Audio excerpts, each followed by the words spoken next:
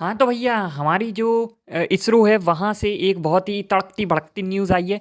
जो L1 mission था हमारा आदित्य एल-1 के नाम से तो वहाँ पर जो सूरज के लिए जाने वाला था, तो वहाँ से कुछ सूरज की तस्वीरें आई हैं जो कि बहुत ही अच्छी है, तो इस बारे में बात करते हैं। तो इसरो ने अपने एक्स पर ट्विटर जिसे बोलते हैं वहाँ पर पोस्ट करके बताया है कि जो आदित्य एल-1 अंतरिक्ष यान था उस पर लगे सौर परावैगनी इमेजिंग टेलीस्कोप जिसे SUIT कहते हैं, इसने अल्ट्रावायलेट वेवलेंथ के पास सूर्य की पहली फुल डिस्क तस्वीरों का कैप्चर किया है। इसरो ने सूर्य का अध्ययन करने के लिए आदित्य एल-1 अंतरिक्ष यान को बेंगलुरु के एरोफिजिकल रिसर्च सेंटर और पुणे के खगोलीय अनुसंधान केंद्र में डिज़ाइन किया था। इसरो ने अपने आधिकारिक एक्स हैंडल में बताया कि यह तस्वीरें 200 से 400 nm तक की वेवलेंथ में सूर्य की पहली फुल डिस्क रिप्रेजेंटेशन शामिल है।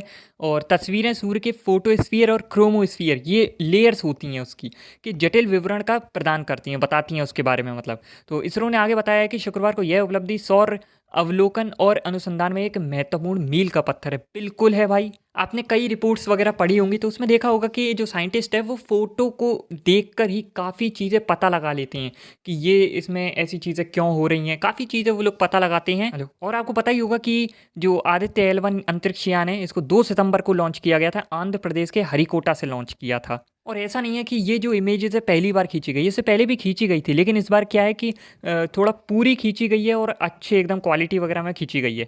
इसरो ने अपने बयान में बताया है कि 20 नवंबर 2023 को सूट पेलोड चालू किया गया था।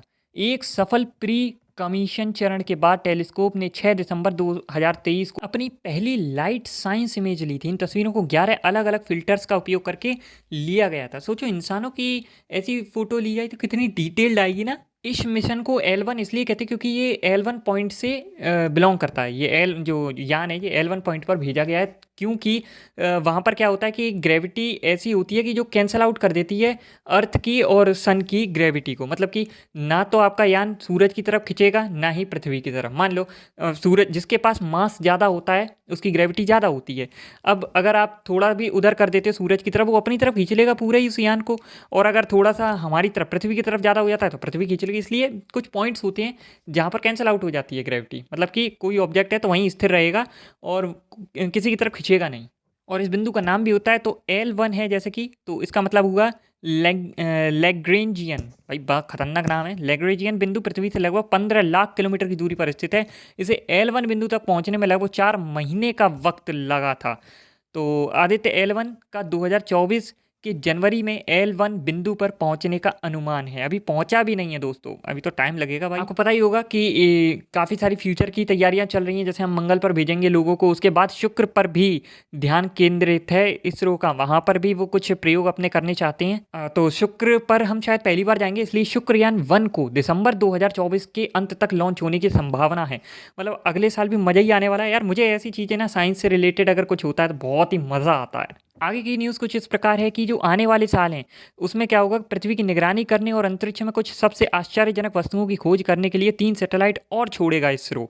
इसी के साथ भारत नासा के साथ मिलकर भी काम कर रहा है। उसमें क्या है कि एक निसार प्रोजेक्ट है इनका कुछ, उस पर भी काम चल रहा है और इससे 12 दिनों में ही पूरी पृथ्वी का मानचित्रण किया जाएगा।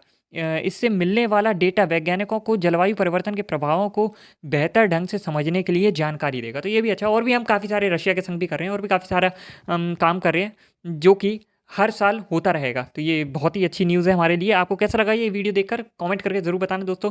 बाकी चैनल को सब्सक्राइब ज़रूर से कर लो, प्लीज़ कर लो। तो फिर मिलेंगे, तब तक के लिए गुड बाय।